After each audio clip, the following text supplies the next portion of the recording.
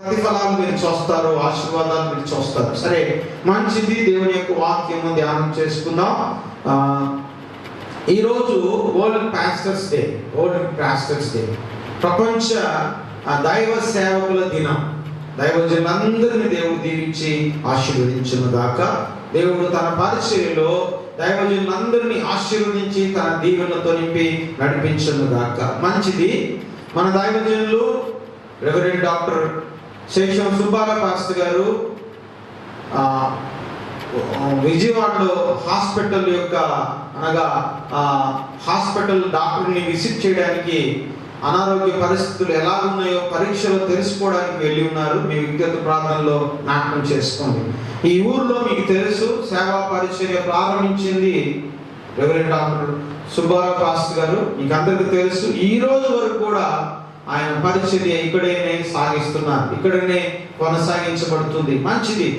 ఆయన జీవితం అంతా అల్లూరికి ఎంతగా ముడిపడి ఉందో.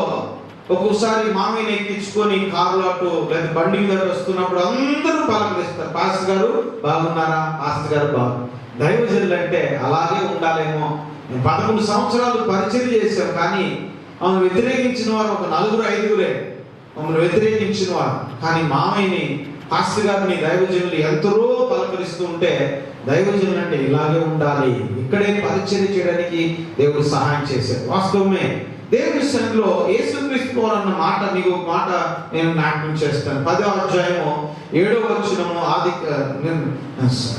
యోహాను సువార్త 10వ అధ్యాయము 7వ వచనము. కాబట్టి యేసు మరలా వారితో ఇక్కడ, నేను గొర్రెలకు పో ద్వారం నేనే, నాకు ముందుగా వచ్చు వారందరూ దొంగలు, దోచుకుని వారు అయినారు. గొర్రెలు నా స్వరం వినలేదు. నేను ద్వారమును, నా ద్వారా ఎవడైనా లోపల ప్రవేశించినలా వాడు రక్షింపబడిన వాడే, లోపలికి పోవచ్చు, బయటికి వచ్చుచు మేత మేయించుటను. దొంగ దొంగతనం చేయుటకు, హత్య చేయుటకు, నాశనం చేయుటకు వచ్చిన కానీ మరి దేని కొరకు రాడు. గొర్రెలకు జీవమిచ్చుటకు, అది సమృద్ధిగా కలుగుటకు నేను వచ్చి మీతో నిశ్చయంగా చెప్తు. నేను గొర్రెలకు మంచి కాపరిని.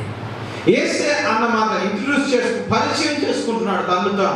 నేను గొర్రెలకు మంచి కాపరిని. పాత నిబంధన ఆది కాండము నుండి లేదా హేబేలు యొక్క జీవితం దగ్గర నుంచి మనం చూసుకుంటూ వస్తే, గొర్రెలను కాచే వారిని దేవుడు ప్రత్యేకమైనటువంటి దృష్టితో చూచాడు. ఎందుకంటే తన కుమారుడు ఈ భూమిదికి మంచి కాపరిగా తను తాను ప్రజెంట్ చేసుకోబోతున్నాడు. కాబట్టి హేబేలు దగ్గర నుంచి కూడా మనం చూస్తే గొర్రెలను కాసేవారిని దేవుడు ప్రత్యేకంగా చూచాడు. దైవజనుడు మోషే భక్తులు, గ్రేట్ ప్రాఫెట్ ఆయన గొప్ప ప్రవక్త, ధర్మశాస్త్రాన్ని భూమి మీదకి ఇచ్చిన వాడు, ధర్మశాస్త్రాన్ని భూమి మీద అనేకులకి పరిచయం చేసిన వాడు. ధర్మశాస్త్రాన్ని, ఈరోజు చట్టం వచ్చింది, లేకపోతే ఈరోజు లా వచ్చింది, లేకపోతే ఈరోజు కోర్టు జడ్జి న్యాయాధిపతులు వచ్చి పరిపాలిస్తున్నారంటే నిర్గమకాండంలోని మోషే భక్తులు ఇచ్చినటువంటి చట్టమే ఈరోజు ప్రపంచాన్ని శాసిస్తుంది. నిర్గమకాండములో అన్ని విషయాలు మీరు చూడండి. ఏదైతే దేవుడు చెప్పాడో అదే ఈ రోజు కోర్టులో చట్టాలన్నీ కూడా ఉన్నాయి. ఈ లా కూడా ఇక్కడి నుంచి తెచ్చుకుందే. అందుకనే మోషే భక్తుని ఈ రోజు కూడా ఇజ్రాయిలీలు మర్చిపోరు.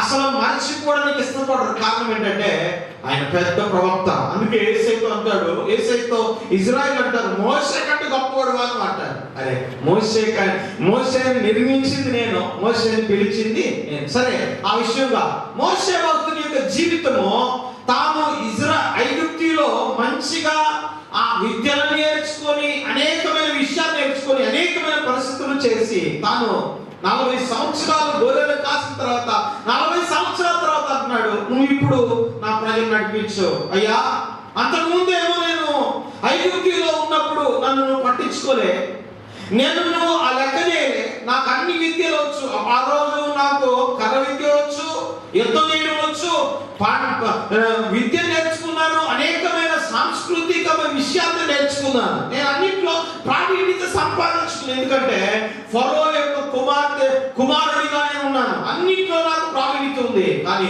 ఈరోజు గొర్రెలు నేర్పుతుంటే నన్ను పిలిచి ఈ ప్రజలు నడిపించమన్నావే, బుష్ తప్ప. చూడండి ఒకసారి, గొర్రెలు వేసేవారు ఏమంటారు అంటే, కొన్ని కేకలు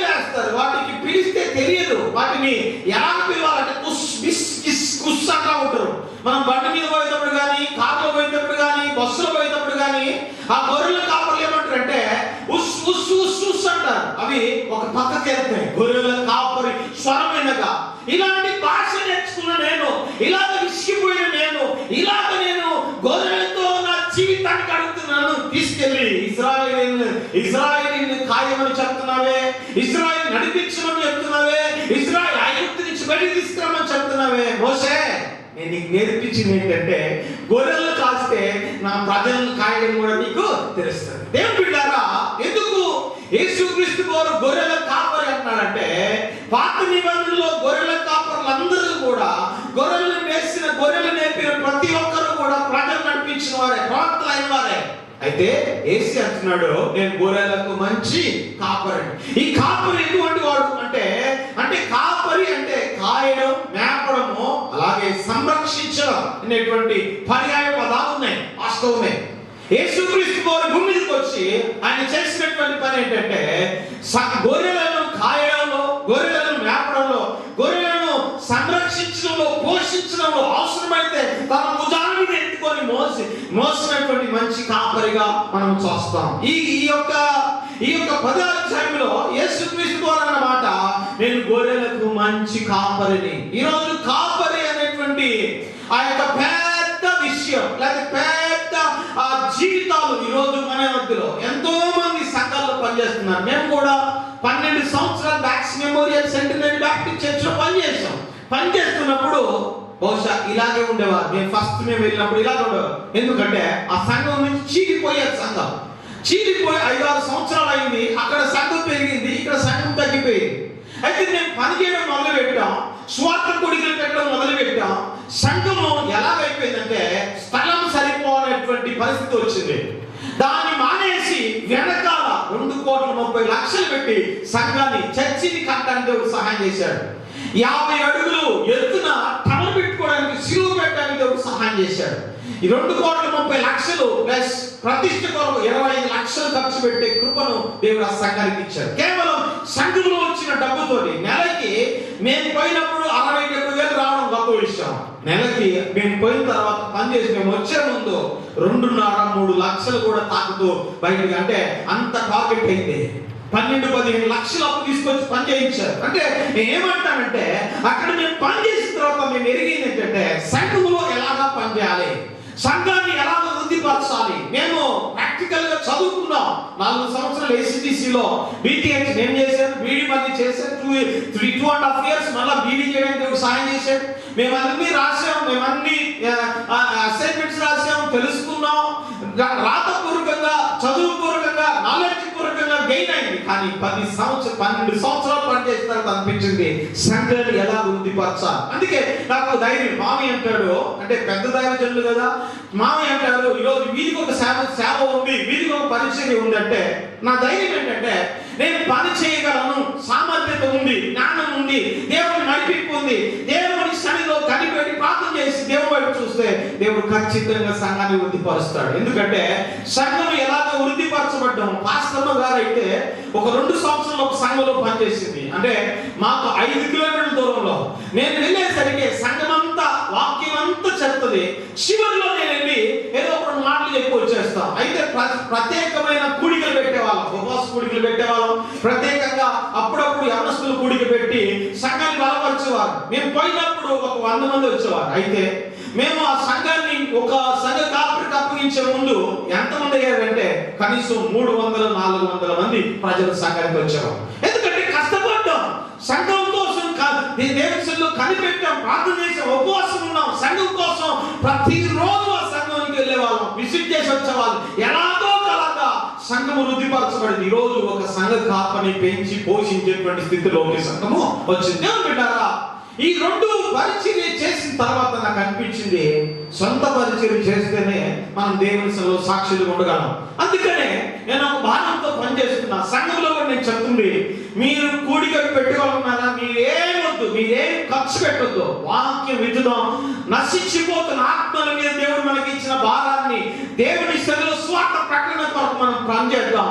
నశించిపోతున్న ఆత్మలను ప్రభువు దగ్గరికి తీసుకొద్దాం. దేవుని కొరకు ప్రజలను సంపాదిద్దాం, దేవుని కొరకు ప్రజలను దేవుని సన్నిధికి తీసుకొద్దాం. అందుకనే యేసు అన్నాడు, నేను గొర్రెలకు మంచి కాపాడు. ఒక చిన్న సందర్భాన్ని నేను మీకు జ్ఞాపకం చేయాలని ప్రభు పేరట కోరుకుంటున్నా. ఇక్కడ అంటున్నటువంటి భాగంలో 10వ అధ్యాయంలో ప్రభు అంటున్నాడు, నేను గొర్రెలకు పోవు ద్వారము నేనే. యేసు అన్నాడు, నేను గొర్రెలకు పోవు ద్వారము నేనే. అంటే నేనే ద్వారము అని అన్నాడు యేసయ్య. ఎందుకు అన్నాడు ఈ మాట అంటే, నిర్గమకాండం 12వ అధ్యాయము మొదటి 2 వచనాలు మనం చూస్తే, నిర్గమకాండం 12వ అధ్యాయము మొదటి 2 వచనాలు మనం చూస్తే, మోషే అహరోనులు ఐగుప్తు దేశంలో ఉండగా యెహోవా వారితో ఇలాగ సెలవిచ్చెను, నెలలో ఈ నెల మీకు మొదటిది, ఈ నెల మొదటిది, ఇది మీ సంవత్సరములకు మొదటి నెల. మీరు ఇశ్రాయేలీల సర్వ సమాజముతో ఈ నెల దశమి నాడు వారు తమ కుటుంబాల లెక్క చొప్పున ఒక్కొక్కడు గొర్రె పిల్లనైనను మేక పిల్లనైనను అనగా ప్రతి ఇంటికి ఒక గొర్రె పిల్లనైనను ఒక మేక పిల్లనైనను తీసుకొనవలెను. ఆ పిల్లను తినుటకు ఆ కుటుంబము చాలకపోయిన ఎడల వాడును వాడి పొరుగు వాడును తమ లెక్క చొప్పున దానిని తీసుకొనవలెను. ఆ గొర్రె పిల్లను భుజించుటకు ప్రతి వాని భోజనము పరిమితిని బట్టి వారిని లెక్కింపవలెను. నిర్దోషమైన 7 ఏడాది మగ పిల్లను తీసుకొనవలెను. గొర్రెలలో నుండి అయినను మేకలలో నుండి అయినను దానిని తీసుకొనవచ్చును. ఈ నెల 14వ దినము వరకు మీరు దానిని ఉంచుకొనవలెను. తరువాత ఇశ్రాయేలీల సమాజపు వారందరూ తమ తమ కూటములలో సాయంకాలం మందు దాన్ని చంపి దాని రక్తం కొంచెం తీసి తాము దాన్ని తిని ఇంట్ల ద్వారబంధములకు 2 నిలువు కమ్ములకు పైకమ్మి మీదను చల్లి రాత్రియే వారు అగ్ని చేత కాల్చబడిన మాంసమును పొంగని రొట్టెలను తినవలెను. అక్కడ మోషే భక్తునికి దేవుడు సెలవిచ్చాడు. మోషే అప్పటికి తెగులు జరుగుతున్నాయి, ఇశ్రాయేలుకి తెగులు జరుగుతున్నాయి. చివరి తెగులుది.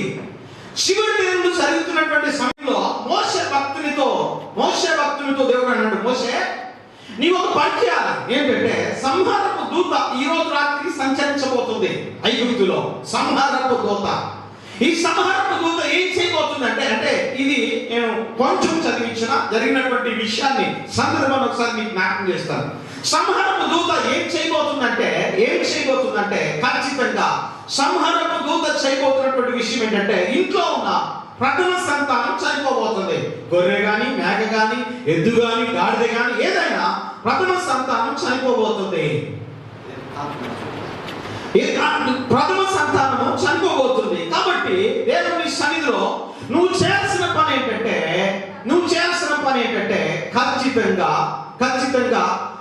నా సన్నిధిలో వారు తింటూ సంతోషిస్తూ ఉండాలి. ఐగుప్తుల అందరి ఇళ్లలో సంహారపు దూత ఏడుపు పెడుగొప్పలు వినపడబోతుంది. కారణం ఏంటంటే ఇశ్రాయేలీయుల ఇళ్లలో ఏ ఒక్కరు కూడా ఇటువంటి తెగులు అనుభవించకూడదు. ఈ సందర్భం ఒకసారి మనం చూస్తే యేసుక్రీస్తు ఇప్పుడు ఒకసారి ఆదికాండంలోకి వెళ్దామా? ఆదికాండము 3వ అధ్యాయము 22వ వచనం నుంచి మనం చూద్దాం ఒకసారి. 22వ వచనం నుంచి చూద్దాం ఒకసారి. అప్పుడు దేవుడైన యెహోవా ఇదిగో మంచి చెడ్డలను ఎరుగునట్లు ఆదాము మనలో ఒకడి వంటి వాడాయను.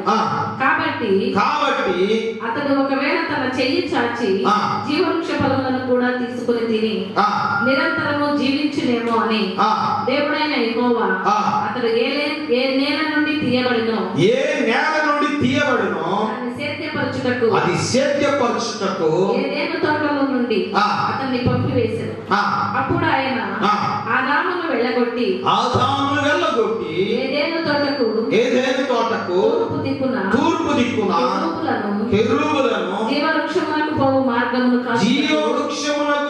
మార్గమున కాచుటకు అటు ఇటు తిరుగులాడుచున్న ఖడ్గ జ్వాలలను నిలవబెట్టెను. చూడండి, ఆ యొక్క జీవము అనగా జీవవృక్షం దగ్గరికి ఎవరు పోకూడదు. ఎందుకంటే పాపం చేశారు. ఈ భూమి మీద పాపం చేసిన మనుషులు జీవవృక్షము లేక జీవమును తాకడానికి వీల్లేదు. అది దేవుడు ఇచ్చినటువంటి ఆజ్ఞ. అయితే ఇక్కడ ఏమంటుంది సంగ్రహం అంటే, ఆదాము పాపం చేశాడు. పాపం చేసిన మనుషులు, పాపం చేసినటువంటి వ్యక్తి జీవవృక్ష ముట్టకూడదు, జీవవృక్ష ఫలమును ముట్టకూడదు, తినకూడదు. ఎందుకంటే అతడు తినవద్దన్న పండుని అతడు తిన్నాడు. కాబట్టి జీవంలోనికి రావడానికి అతనికి అర్హత లేదు, జీవంలోనికి రావడానికి అతనికి అర్హత లేదు. ప్రియమైన దేవుని బిడ్డారా, ఇక్కడ ఈ సందర్భమేమో కత్తిలో నిలబెట్టుకున్న సందర్భము, ఆ సందర్భమేమో ద్వారముల మీద రక్తం పూసుకున్న సందర్భం. ఈ రెండిట్లో మనకు కనబడుతుంది ఒకే ద్వారం కనబడుతుంది. ఒక ద్వారంలో ఏమో సంహారకుడు లోపల ప్రవేశించకుండా ఆ యొక్క రక్తమును పూసినటువంటి సందర్భము. ఈ సందర్భంలో ఏమో ఈ మొదటి సందర్భంలో ఏమో జీవవృక్షం దగ్గరికి పోకుండా కత్తి ద్వారం నిలబెట్టినటువంటి సందర్భము. ఈ సందర్భం మనకు కనబడుతుంది శిక్షించే సందర్భము. ఆ సందర్భంలో మనకు కనబడుతుంది ఏంటంటే మానవుని శిక్షించకుండా కాపాడే సందర్భం. ఈ రెండు సందర్భాలలో ఇశ్రాయేలు మీద ఉన్నటువంటి తెగులు నుండి విడిపించడానికి దేవుడు అక్కడ చేశాడో, ఈ యొక్క ఏదైనా తోటలో ఆదాము లోపలికి రాకుండా దేవుడు చేశాడు. ఈ రెండు సందర్భాలు 24వ కీర్తనలో రాయబడి ఉన్నాయి. చూద్దాం ఒకసారి. 24వ కీర్తనలో కీర్తనకారుడు అంటాడు 24వ కీర్తన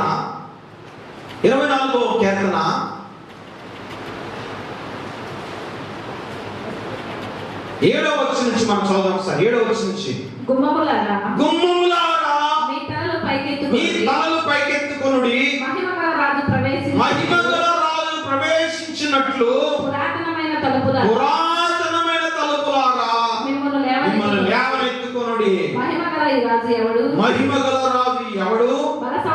బల శౌర్యము గల యెహోవా, యుద్ధశూరుడైన యెహోవా. గుమ్మములారా మీ తలలు పైకెత్తుకొనుడి. ఎన్నిసార్లు అన్నాడు ఇక్కడ? ఎన్నిసార్లు అన్నాడమ్మా? వినండి. ఎన్నిసార్లు అన్నాడు? 2 సార్లు అన్నాడు. మొదటిసారి గుమ్మములారా తలలు పైకెత్తుకొనుడి అన్నాడు. ఏదైనా ఒక విషయాన్ని 2 సార్లు రాస్తే అది చాలా హెచ్చరిక. గుర్తుపెట్టుకోండి. పిల్లలు చెప్తాం, ఒరే నాయనా ఈ మాట వినరా, అమ్మాయి ఈ పని చేయి అని అంటాం. వాళ్ళు ఏం చేస్తారు? వినరు. మళ్ళీ ఒకసారి చెప్తాం, వినిదాకా చెప్తాం, చేసిందాకా చెప్తాం, చేయకపోతే మనం చేసుకుంటాం. తప్పదు. ఏది మనం చేసుకోవడమే.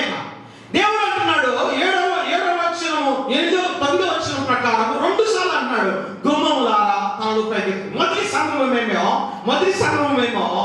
ఏదైనా తోట దగ్గర ఉన్నటువంటి సందర్భము.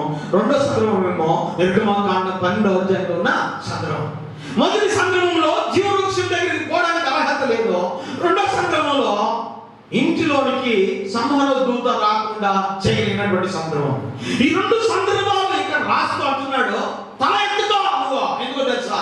ఈ భూమి మీద చనిపోవడానికి వచ్చిన యేసయ్య అంటున్నాడు. ఒకసారి ద్వారబంధనాన్ని ఒకసారి మనం కాల్కులేట్ చేసుకుంటే, ద్వారబంధనం చేయాలంటే ఏం చేయాలి? ఈ మధ్య సిమెంట్ కూడా వచ్చినాయి అనుకోండి. అంతకు ద్వారబంధనం చేయాలంటే ఏం చేయాలి? ఒక చెట్టును కట్టాలి, కొట్టాలి, నరకాలి, దాన్ని చర్మం తీయాలి, దాన్ని భాగాలు చేసి ఎంత మొద్దు అయితే కావాలో అంత మొద్దు. మేము అక్కడ పని చేసేటప్పుడు, అనగా బ్యాక్స్ మెమోరియల్ సెంటినరీ బ్యాక్ చర్చిలో పని చేస్తున్నప్పుడు కలప కోసం వెళ్ళామండి. చాలా సార్లు తిరిగాము.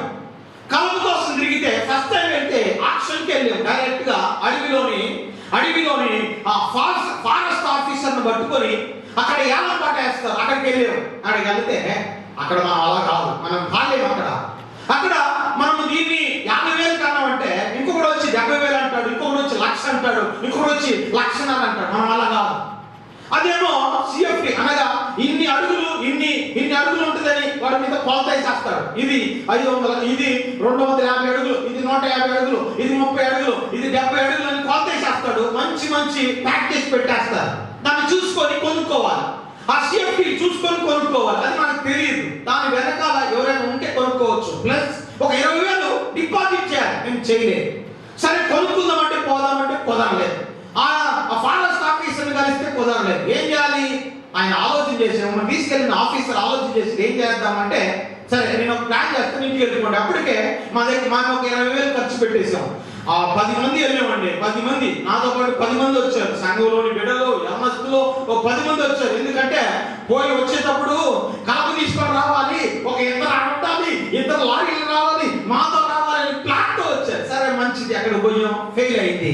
ఇంటికి వచ్చాం, ప్రార్థన చేయడం మొదలు పెట్టాం. ప్రభా 500 CFT 500 బలాస కలప కావాలని అడిగాం. 500 బలాస అంటే అడుగు బలాస ఎంత ఉందంటే 4000 అప్పుడే. ఇప్పుడు అయితే 6000 7000 ఉంటుంది. అడుగు 4000, 500 అడుగులు అంటే 500 అడుగులు అంటే కనీసం 40,000 40 లక్షలు కొనుగోలు అవుతుంది. కానీ ప్రార్థన చేశాం, 6 నెలలు ప్రార్థన చేశాం. 6 నెలల తర్వాత ఆయన ఫోన్ చేశాడు 12 గంటకి, రాత్రి 12 గంటకి, పాస్టర్ మీరు వచ్చేసేయండి. ఎందుకంటే నేను ఒక లెటర్ రాయించాను. ఆ లెటర్ అడవి శాఖ మంత్రి గారు నాకు స్వయాన లెటర్ రాసిచ్చాడు. మీరు వెళ్ళి డైరెక్ట్ గా దేవాలయ శాఖ కింద మీరు కొనుక్కోండి, మీరు కొనుక్కుంటే ఆఫ్ రేట్ కి నేను మీకు కలప ఇస్తాను. Praise the Lord. దేవునికి స్తోత్రం కలుగు. సరే కొనుక్కొని వచ్చి అంత అయిపోయింది, అంత కోపించాం, నిలబెట్టారు. యవనస్తులు వచ్చి ద్వారబంధనాన్ని చూచి మా కొద్దు ఈ ద్వారబంధనం వ్యతిరేకిస్తున్నారు. ఏంద్రా నాయన ద్వారబంధనం బాగా ఉంది అంటే మా కొద్దు ఇది వ్యతిరేకించారు. సరే ఏం చేయాలంటే కాదు, మా పెద్ద ద్వారబంధనం కావాలి, దేవాలయానికి సంబంధించిన పెద్ద ద్వారబంధనం కావాలన్నారు. సరే ఏం చేస్తాం, తప్పదులే, గొడవలు చెప్పారని చెప్పి వీళ్ళు ఏం చేశారంటే మొద్దు వేసేసారు. ఒక ముద్దు ఒకవైపు, ఒక ముద్దు ఒకవైపు, పైన ఒక ముద్దు, 3 ముద్దులు, 4 ముద్దులు వేశారు. 4 ముద్దులు కనీసం 120 అడుగులు ఖర్చు అయింది. 120 అడుగులు ఖర్చు అయింది. 120 అడుగులు దైవజనులు వచ్చి అంటాడు వాటేసుకొని, అబ్బో భాస్కర్ ఇంత ఉందండి. ఒక్కొక్క ద్వారమందరం, ఫస్ట్ ద్వారం, ముఖ ద్వారం, ఒక్క చెక్క ఇంత స్పేస్ ఉంటుంది. దాన్ని వాటేసుకొని దైవజనుడు అంటాడు, నతానియేలు గారు అంటాడు, భాస్కర్ గారు బలి చేయించవయ్యా. నేను కాదు సార్, యవనస్తులు కోరుకున్నారు, నేను ప్రార్థన చేశాను అంతే, దేవుడు ఇచ్చాడు. ఆ ద్వారబంధంలో లోపలికి వెళ్తున్నప్పుడు ఎంత సంతోషం అనిపిస్తుంది. ప్రభువా ఇంత పెద్ద ద్వారబంధం ఇది ఏంటంటే నీవు బంగారంతో చేయబడిన ద్వారబంధంలో నువ్వు పరలోకంలో నీవు ఉన్నావు. ఇక్కడ అంటున్నాడు 24వ సంకీర్తనలో కీర్తనకారుడు, గుమ్మములారా తలలు పైకెత్తుకొనుడి. ఇప్పుడు దాకా తల ఉంచుకున్నారేమో, ఇప్పుడు దాకా శాపగ్రస్తమైన మనుషులు వస్తారనుకున్నారేమో, కానీ నా యేసయ్య ఈ భూమి మీదకి ఒక గుమ్మముగా చేయబట్టడానికి వచ్చాడు. యేసయ్య దేహం ఏమైందో తెలుసా? సిలువలోకి అనగా సిలువ ముందుకి అనగా ఆయన ఈ భూమి మీదకి వచ్చి ఏం చేశాడంటే తన దేహాన్ని 2గా చేసుకోవడానికి ఇష్టపడ్డాడు. 2 సార్లు ఆయన కష్టపడ్డాడు, 2 సార్లు చెమట వచ్చాడు, 2 సార్లు ఆయన కొట్టబడ్డాడు. 39 దెబ్బలు దేహాన్ని కొడితే మౌనంగా ఉన్నాడు. ఎందుకు తెలుసా? ఆయన దేహం చేల్చబడుతుందని ఆయనకి తెలుసు. ఒక చెక్కని, ఒక మొద్దుని ఒక కార్పెంటర్ ఏం చేస్తాడంటే చర్మం తీస్తాడు, దాన్ని సరి చేస్తాడు, దాన్ని తోపుడు పడతాడు. ఎంత కష్టపడాలండి ఆ మొద్దు, ఎంత కష్టం ఉంటుంది దాని వెనకాల. కార్పెంటర్ కష్టపడాలి, అక్కడ చెక్క పనిచేసేటువంటి వారు కష్టపడాలి. యేసయ్య మన కోసం చేర్చబడ్డాడు. యేసయ్య మన కోసం మన దేహాన్ని పణంగా పెట్టాడు. ఎందుకు తెలుసా? కెరూబులు ఉన్నాయి, అక్కడ ఖడ్గజ్వాలలు ఉన్నాయంట. 3వ అధ్యాయం మనం చదువుకున్న భాగంలో మొదటి భాగాన్ని ఒకసారి చదువుదామా? ఆదికాండం 3వ అధ్యాయము ఒకసారి నేను సందర్భంలోకి వస్తున్నా, దయచేసి త్వరగా ఈ విషయాలు మీకు జ్ఞాపకం చేసినట్టు ముగిస్తాను. 3వ అధ్యాయము 23వ వచనము 24వ వచనము మనం చదివేటప్పుడు దేవుడైన యెహోవా ఆదాము ఏదెను నుండి తీయబడెను, దాన్ని సేద్యపరచుటకు ఏదెను తోటలో నుండి అతన్ని పంపివేసెను. అప్పుడు ఆయన ఆదామును వెళ్ళగొట్టి ఏదెను తోటకు తూర్పు దిక్కున కెరూబులను జీవవృక్షముల మార్గమున కాచుటకు అటు ఇటు తిరుగుచున్న ఖడ్గజ్వాలలను నిలబెట్టెను. చూడండి, ఆ ద్వారం దగ్గరికి పోవడానికి వీల్లేదు. ఎందుకు తెలుసా? ఏ మనుషుడు పోయే అర్హత లేదు. యేసయ్య ఆ ఖడ్గజ్వాలకు బలి అయి తన దేహాన్ని పణంగా ఇచ్చి, అయ్యా మీరు రండి. యేసయ్య అన్నాడు, జీవాహారము ఏది మెరిదా? 10వ అధ్యాయము చదువుకున్న 12వ వచనం చదవండి ఒకసారి. యోహాను సువార్త 10వ అధ్యాయము 12వ వచనం ఒకసారి చదవండి. 10వ అధ్యాయము 7-8 వచనం 12 వచ్చింది కాదు, 7-8 వచనం. కాబట్టి యేసు మరలా వారితో ఇట్లనెను, గొర్రెలపోవు ద్వారము నేనే, నాకు ముందు వచ్చిన వారందరూ దొంగలు దోచుకుని వారై ఉన్నారు. గొర్రెలు వారి స్వరము వినలేదు. నేనే ద్వారమును, నా ద్వారా ఎవడైనా లోపల ప్రవేశించినడలా రక్షింపబడిన వాడై లోపలికి పోవచ్చు, బయటకు వచ్చుచు మేత మేయుచు ఉండును. దొంగతనమును హత్యను నాశనమును చేయుటకు వచ్చును గాని మరి దేనికి నీ రాదు. గొర్రెలకు జీవము కలుగుటకు జీవము ఆదాము కోల్పోయిన ఆ జీవమును ఇవ్వడానికి వచ్చాడు యేసయ్య. అందుకనే నా దేహం మీ కొరకు చేయించబడింది, నా దేహం మీ కొరకు రక్తము కాల్చింది. ఇందాక ప్రకాష్ గారు ఇక్కడ సాక్షి చెబుతున్నారు, నేను పడి ఉంటే తల దెబ్బ తగిలితే వాస్తవమే. దేవుడు ద్వారం దగ్గర నిలబడి విడా వీడు పడకూడదు నాన్న, అటు పడదు. మనం కొన్నిసార్లు ఇంట్లోకి వెళ్ళేటప్పుడు అనుకుంటాం, ప్రభు ఎక్కడెక్కడో తిరిగి వస్తున్నాం, ఏ సాతానుడు నా ఇంట్లోకి రాకుండా యేసయ్య ద్వారం దగ్గర నిలబడి విడలాగా నేను ఉన్నానా, నన్ను నమ్మినారు, నీ ఇంటిని నేను కాపాడే దేవుడు. ఎంతమంది పని వచ్చాను దేవుడు ఏమంటున్నాడు, ఆ ద్వారమంతరములకు ఆ ద్వార కమ్ములకు మీరు రక్తమును చిందిస్తే, మీ రక్తమును చిలకరిస్తే నేను ఏ సంహారపు దూత మీ ఇంట్లోకి రాకుండా కాల్చే దేవుడను నేను. అందుకే గుమ్మములారా తలపైకి ఎత్తుకున్నాడు, ఎందుకంటే నీ కోసం కష్టపడిన వాడు ఒక ఆయన ఉన్నాడు, నీ కోసం శ్రమ పడిన వాడు ఒక ఆయన ఉన్నాడు. దేవుడు బిడ్డలారా వాక్యం చదివిస్తున్న మాట, దేవుని సన్నిధికి వస్తూ పోతూ ఉంటే ఖచ్చితంగా ఈ ద్వారంలో పోయబడిన యేసు క్రీస్తు యొక్క రక్తము నీ దేహాన్ని శుద్ధి చేస్తుంది, నీ దేహాన్ని కాపాడుతుంది. నీ దేహానికి వస్తున్న ప్రతి ఉగ్రత నుండి దేవుడు కాపాడగలడు, జీవాన్ని కూడా పొమ్మ ఇవ్వగలడు. మరి ఏం చేయాలి అంటే ఇక్కడ అంటాడు 24వ కీర్తనలో ఒక 2-3 విషయాలు మీకు జ్ఞాపకం చేసి నేను ముగిస్తాను. 24వ కీర్తనలో 3 విషయాలు అక్కడ ఏమంటాడు అంటే 24వ కీర్తన మొదటికి వచ్చిన చదువు ఒకసారి. దాని సంపూర్ణతయు లోకమును దాని నివాసులను యెహోవావే. ఆయన సముద్రముల మీద దానికి పునాది వేసెను, ప్రవాహ జలముల మీద దాన్ని స్థిరపరచెను. యెహోవా పర్వతమునకు ఎక్కదగిన వాడెవడు? ఆయన పరిశుద్ధ స్థలములో నిలవదగిన వాడెవడు?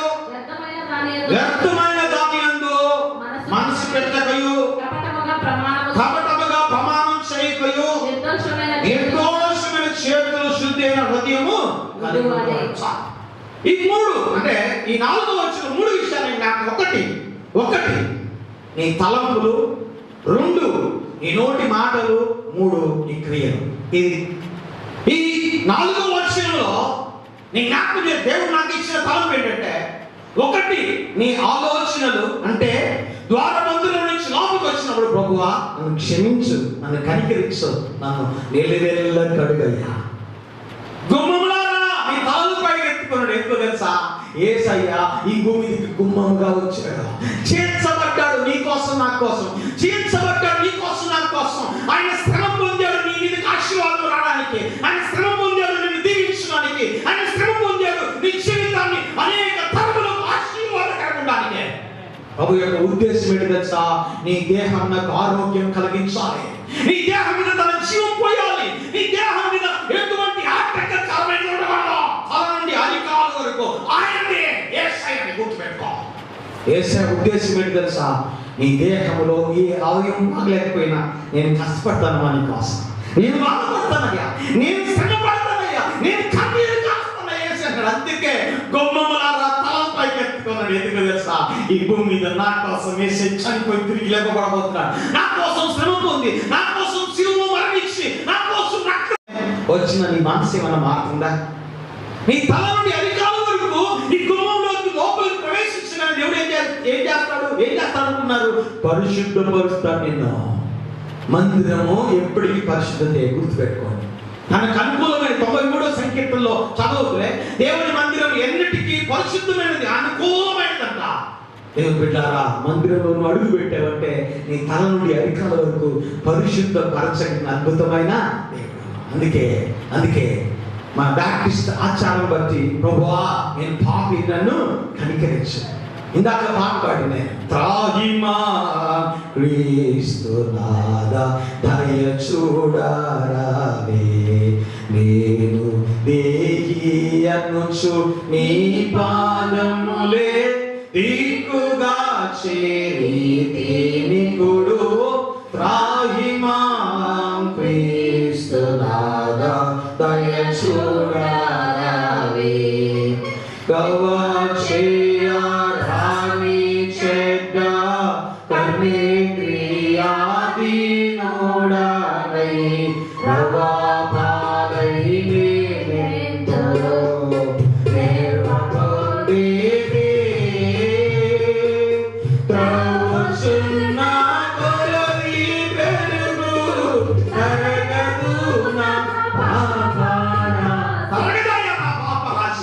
దానికి పోదాం. ఎందుకంటే నేను ఎక్కడెక్కడో తిరుగుతున్నా, ఏమేమో చేస్తున్నా, నా పాప రాశి రోజు రోజుకి ఎక్కువైపోతుంది. ఏసి అన్నాడు, అయినా పర్వాలేదు బిడ్డ, నా దగ్గరికి వచ్చి పశ్చాత్తాపమో దేవా, నీ పాదములు తప్ప నాకు దిక్కు ఇంకొకటి లేదు. అందుకే తల ఎత్తుకో గుమ్మమా, నా ఏసే నీ కోసం చనిపోయాడు, నా ఏసే శాపాన్ని పరిహరించిన వాడు, నా ఏసే నా పాపాన్ని పరిహరించిన వాడు, నా మీద దోషములు పరిహరించిన వాడు, నా మీద సమస్తమైన పాప నీవుల నుండి విడిపించలేని సమర్థవంతమైన దేవుడు.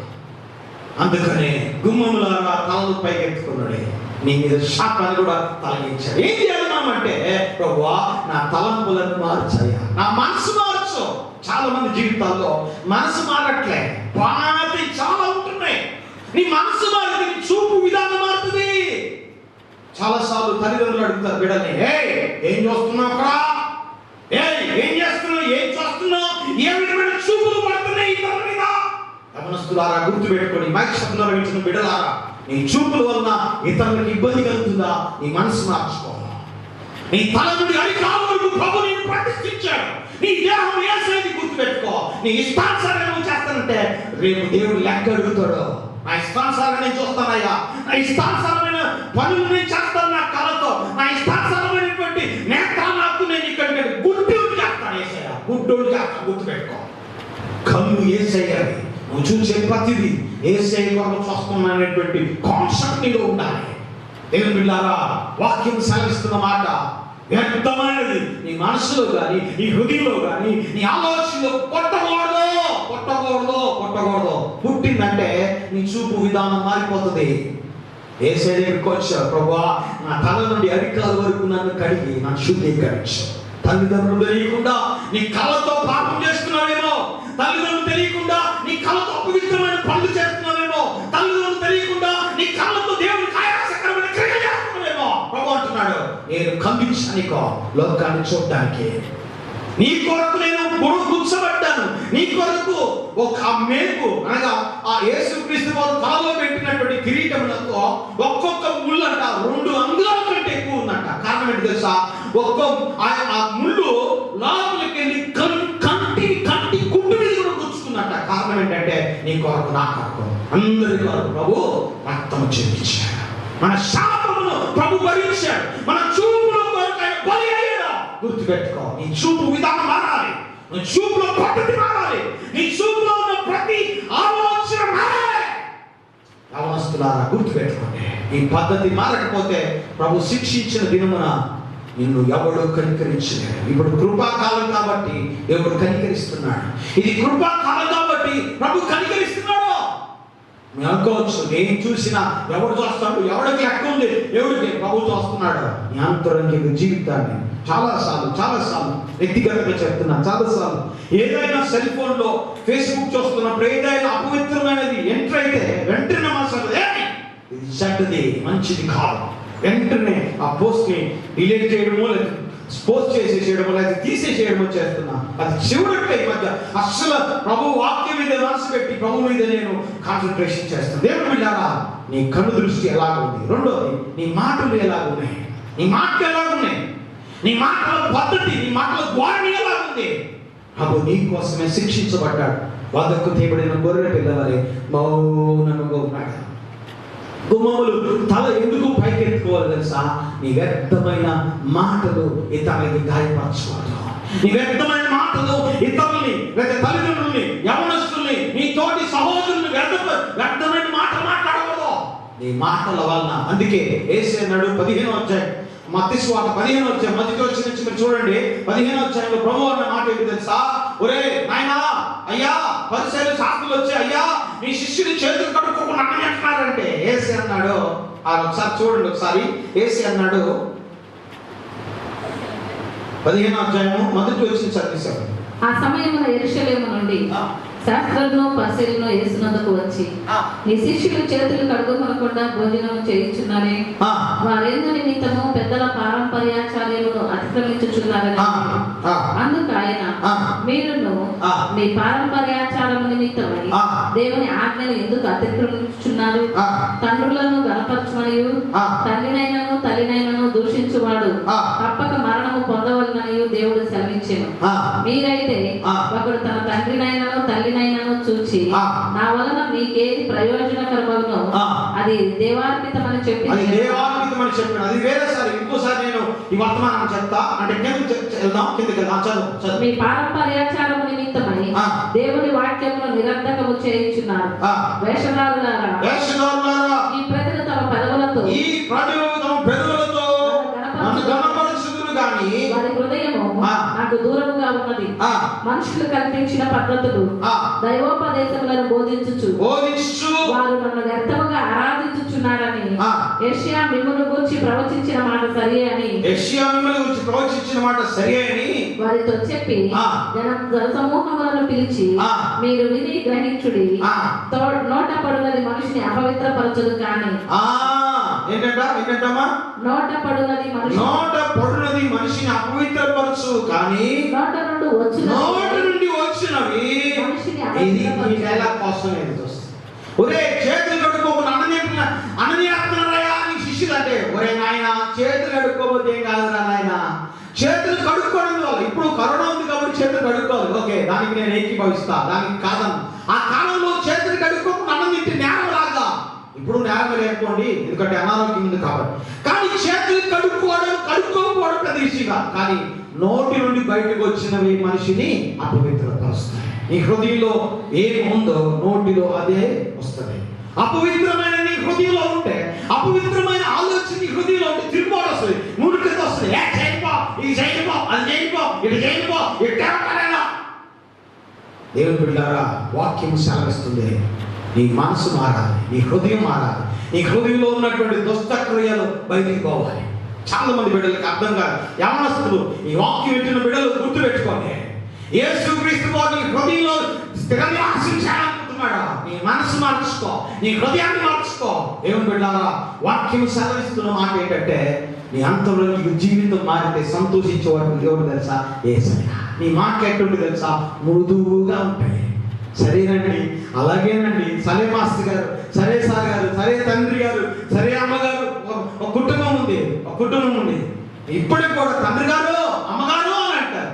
అంటే వైజాగ్ ప్రాంతంలో తండ్రి గారు అంటారు, గౌరవమైన మాట, గౌరవమైన పదం అంటారు. తండ్రి గారు డాడే అమ్మే ఆయన అమ్మ తండ్రి గారు అని గౌరవంగా పిలుస్తారు. అంటే నేను మిమ్మల్ని అన్న హృదయంలో ఏమి నిండిందో నోట్లో నుంచి అదే వస్తాయి. ఒక ఆయనతో నేను మాట్లాడుతూ ఉండేవాడిని, మాట్లాడుతూ ఉంటే పక్కన ముందు వచ్చేస్తుంది అంటే అలవాటు చాలా మాట రాకుండా ఆగట్లేదండి. ఈ హృదయం అంతా అపవిత్రతో నింపబడింది కాబట్టి అపవిత్రమైన మాటలు వస్తాయి. నీ క్రియలు మారాలి, నీ నోటి మాటలు మారాలి. ఈ నోరు యేసయ్య కొరకు ఉపయోగపడాలి, ఈ నోరు ప్రార్థన చేయడానికి ఉపయోగపడాలి, ఈ నోరు ప్రభు సన్నిధిలో కనిపెట్టాలి, ఈ నోరు వాక్యం చదవడానికి ఉపయోగించుకోవాలి, ఈ నోరు ప్రభు సన్నిధిలో ప్రమాణం చేయాలి. ప్రభువా, నా నోరు నీ కొరకు ఉపయోగించుకునే కృపను నాకు దయచేయి. మూడోది ఏమంటున్నాడు తెలుసా? అక్కడ అంటున్న మాట, నీ క్రియలు మారాలి, క్రియలు, అలవాట్లు, పద్ధతులు మారాలి. నీ అలవాట్లు, పద్ధతులు మారాలి, అలవాట్లు మారాలి. నీ నడవడిక, నీ ఆలోచన పద్ధతి, నీ నడవడిక మారాలి. ఎందుకో తెలుసా? యేసయ్య ఈ ద్వారవంతరానికి తన దేహాన్ని అంటించాడు, తన రక్తాన్ని పూసాడు, లోపలికి వచ్చావు. నీ తల నుండి అరికాల వరకు ఆలోచన మారాలి, నీ చూపు మారాలి, నీ నోటి మాట మారాలి, నీ క్రియలు, అడుగులు మారాలి. పాపం వైపు కాదు నువ్వు పరిగెత్తాల్సిందే. మొదటి వచ్చిన ఏమంటాడు? మొదటి వచ్చిన ఏమంటాడు? దుస్తుల ఆలోచన చొప్పున నడవక, పాపుల మార్గంలో నిలవక, అపహాస్యకులు కూర్చుండు చోట.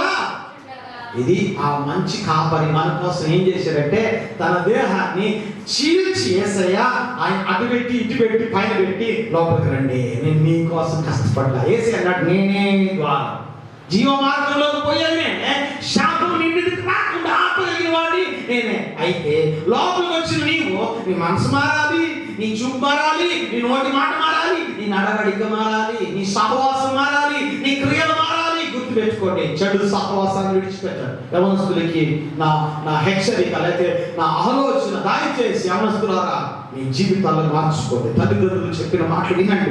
మేమందరం అనుభవించాం, యవన కాలం నుంచి అక్కడికి వచ్చాం. మేమేమి మిమ్మల్ని దాటి డైరెక్ట్ గా ప్రమోట్ అయినట్టు లేకపోతే డైరెక్ట్ గా మా అమ్మాయి కానీ మన 9th క్లాస్ చదువుకుంటే 10th క్లాస్ ప్రమోట్ అయినట్టు మీరు ఎవరు అలాగా మేమెవరు అలాగా ప్రమోట్ కాలే. ఆ వయసులో నుంచి డైరెక్ట్ గా వృద్ధాప్యంలో 40 సంవత్సరాలకు రాలే. నేను కూడా అనుభవించాను, గుర్తుపెట్టుకోండి. నేను చెప్పినప్పుడు, తల్లిదండ్రులు చెప్పినప్పుడు బిడ్డలు వినాలి. విన్నప్పుడు మీ పద్ధతులు మార్చుకుంటే బజార్లకు పోతారు. ఎంతసేపు అండి పిల్లలు సెల్ ఫోన్లు పట్టుకుంటారు? ఎంతసేపు అండి? మీ క్రియలు మార్చుకోలేదు. ఎక్కడ పడితే అక్కడ ఫ్రెండ్స్ మాట్లాడడం గంటలు. ప్రభు అడిగాడు, గొంతు ఎండిపోతుంది అయినా మాటలు తేడాన్ని పంపిస్తే గొంతు ప్రాణం పోయిందాక వచ్చింది. తలకాయ మంచి తలకాయ గొప్ప పిల్లకాయ దేవుడు మనకి ఇచ్చాడు. దేవుడికి స్తోత్రం కలుగు కాక. అలవాట్లు మార్చుకోకపోతే, స్నేహాలు మారకపోతే నీ బుద్ధి మారదు, చదువు మీద కాన్సన్ట్రేషన్ పెరగదు, భవిష్యత్తు ఆమడదు. ఎక్కడ వచ్చింది ఎక్కడ ఉందో గొంగలు అక్కడే ఉంటుంది. దేవుని పిల్లలు వాక్యం చెప్తుంది, నేను చెప్తుంది కాదు, నా సొంత వ్యాఖ్యానాలు కాదు, నా సొంత పద్ధతి కాదు. దయచేసి ఎవరు నన్ను అపార్థంగా అనుకోవద్దు. ఈ మైక్ శబ్దాన్ని వింటున్న బిడ్డలు కూడా నేను ఏ విధమైన శత్రువుని కాదు, మంచి వాళ్ళని. నేను మిమ్మల్ని మంచిగానే చూస్తున్నా, వాక్యం చెప్తున్న మాటలు, నా సొంత విషయాలు కాదు. నీ క్రియలు మారాలి, గుర్తుపెట్టుకో. నీ క్రియలు మారకుండా దేవుడు నీకు విజయం ఎలాగిస్తాడు? నీకు ఎగ్జామ్లో విజయం ఎలాగిస్తాడు? నీ మంచి భవిష్యత్తు ఎలాగిస్తాడు? మంచి భార్యను ఎలాగిస్తాడు? మంచి ఉద్యోగం ఎలాగిస్తాడు? మంచి విషయాలు దేవుడు ఎలాగిస్తాడు? యేసేపు తన క్రియల్లో ఎక్కడ పాపము లేదా. చూడండి, దేవుని విరోధంగా నేను పాపము చేయని పరిగెత్తుకుంటూ పారిపోయాడు. తిమోతి పత్రికకు అపోస్తలుడు పౌలు సన్నిధికి వచ్చాను, ప్రభువా నీవు తప్ప నాకు దిక్కెవరు? నీవే నా దిక్కు, నీవే నా సమస్తం. ప్రార్థన చేద్దాం. మోకరించగలిగిన వారు మోకరించండి. దయచేసి మోకరించగలిగిన వారు మోకరించండి. ప్రభు చూద్దాం. ప్రభువా నాలో ఉన్న పద్ధతులన్నీ మార్చాలి. నా చూపు కళ్ళు మూసుకోండి. మోకరించండి. కింది మోకరించు. కళ్ళు మూసుకోండి. ప్రార్థన చేద్దాం. కళ్ళు మూసుకోండి. ప్రభు చూద్దాం. ప్రభువా నా బుద్ధి మార్చు, నా ఆలోచన పద్ధతి మార్చు, నా నడవడిక మార్చు, నా నోటి మాటలు మార్చు, నా కళ్ళు చూపు మార్చు, నా నడవడిక అన్నీ మార్చు. ప్రభువా నీ కృపలో నన్ను ఒకసారి జ్ఞాపకం చేసుకో. నా కొరకే కదా ప్రభువా నువ్వు శిలువలో మరణించు. నా కొరకే కదా ప్రభువా నువ్వు శిలువలో త్యాగం చేసి. నీవు లేకపోతే నా జీవితానికి విమోచన లేదని యేసే అంటున్నాడు. నీ కొరకే నేను రక్తం చెల్లించాను, నీ కొరకే నా ప్రాణాన్ని పెట్టాను, నీ కొరకే సమస్తమును నేను నీ కోసం చేశాను. బిడ్డ, ఈ రోజుకైనా పశ్చాత్తాపడతావా? ఈ రోజుకైనా దగ్గరికి నువ్వు వస్తావా? ఖచ్చితంగా నేను నిన్ను కనికరిస్తాను. నేను నిన్ను ఖచ్చితంగా జ్ఞాపకం చేసుకుంటాను. ప్రభు అంటున్నాడు ఖచ్చితంగా దేవుడు మన జీవితాల్లో గొప్ప కార్యం చేయడానికి ఇష్టపడుతున్నాడు. దేవుడు మన జీవితాల్లో గొప్ప ఆశీర్వాదాలు ఇవ్వడానికి ఇష్టపడుతున్నాడు. నేరము చేయని నీవు ఈ ఘోర పాపి కొరకు భారమైన సిలువ మోయలేక మోసావు. నేరము చేయని నీవు ఈ ఘోర పాపి కొరకు భారమైన సిలువ మోయలేక మోసావు. కొరడాలు చెల్లని చీల్చని నీ సుందర దేహమునే. నా కొరకేసయ్యా కొరడాలు చెల్లని చీల్చని నీ సుందర దేహమునే. తడిపెను హృదయపు దారలే. తడిపెను నీ తనువుని హృదయపు దారలే.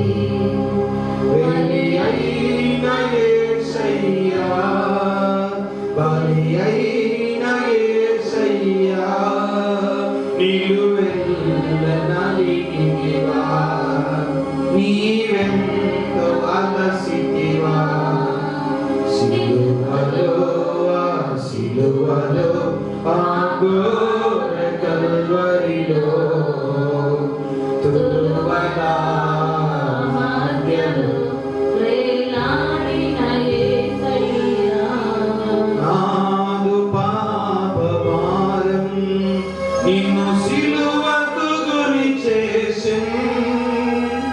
నాదు దోషమే నిన్ను అనువున హింసించెను. నాదు పాప భారం నిన్ను సిలువకు గురి చేసెను. నాదు దోషమే నిన్ను అనువున హింసించెను. నీవు కాచిన రక్తధారలే నా రక్షణాధారం. నీవు కాచిన రక్తధారలే నా రక్షణాధారం. సిలువలో చేరేదం విరిగిన హృదయముతో. సిలువలో చేరేదం విరిగిన హృదయముతో. బలి అయిన యేసయ్యా, బలి అయిన యేసయ్యా, నిలువెల్ల నలిగితివా, నీవెంతో అలసితివా. పాపం చేస్తున్నారులా, ఈ మంచి కాపరి నీ కోసం హింసించబడ్డాడు. ఈ మంచి కాపరి నీ కోసం ప్రాణం పెట్టాడు. ఈ మంచి కాపరి నీ తలంపులను తీసివేయడానికి ఇష్టపడుతున్నాడు.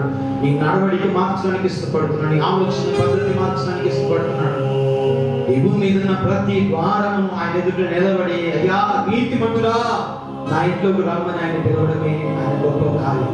ప్రభువా, నువ్వు మంచి కాపరి నా హృదయంలోకి రాకపోవా, నా హృదయంలో నివాసం చేయనాయనా. నువ్వు నాతో ఉంటే నాకు విజయమే. నాతో ఉంటే నేను ఈ లోకంలో ఎలాగ బ్రతకాలో నాకు నేర్పిస్తావు. నాతో ఉంటే తల్లిదండ్రులతో ఎలా ఉండాలో నాకు నేర్పిస్తావు.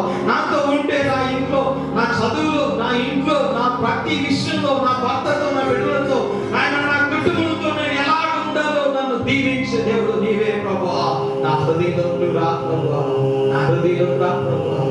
యేసయ్య నీ హృదయం తలుపు దగ్గర నిలబడి విడాని హృదయంలోకి వస్తానని తలుపు తడుచున్నాడు. నీ హృదయంలో ప్రభువును ఆహ్వానించు.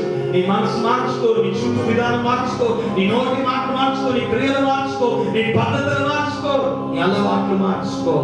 అహోన్నతుడైన మా పరలోకపు తండ్రి, నాయనా మంచి కాపరిగా చెప్పడం మాత్రమే కాదు నాయనా, కష్టపడి మా అందరి కోసం రక్తము కాచి నాయన రక్తము, నాయన చెమట బిందు రక్తముగా మారడానికి కష్టపడ్డావు. నీ దేహమంతా మా కొరకు శ్రమ కార్చండి. అయినా ప్రాణం పెట్టేవయ్యా, ప్రాణం పెట్టావు. నీ దేహమును మాకు ఘోరంగా మార్చావు నాయన.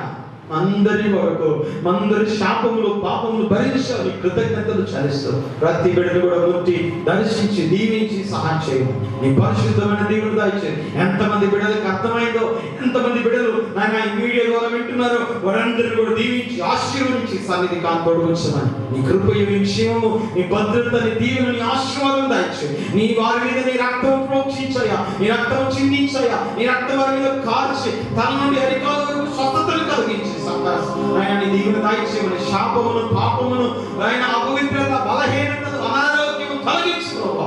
స్వస్థపరిచే దక్షిణాస్తులతో ముట్టి సహాయం చేయమని శ్రేష్టమైన సమయంలో కృతజ్ఞతలు చెల్లిస్తాం. యేసు క్రీస్తు నామములో అడిగి వేడుకున్నాం తండ్రి. ఆమేన్.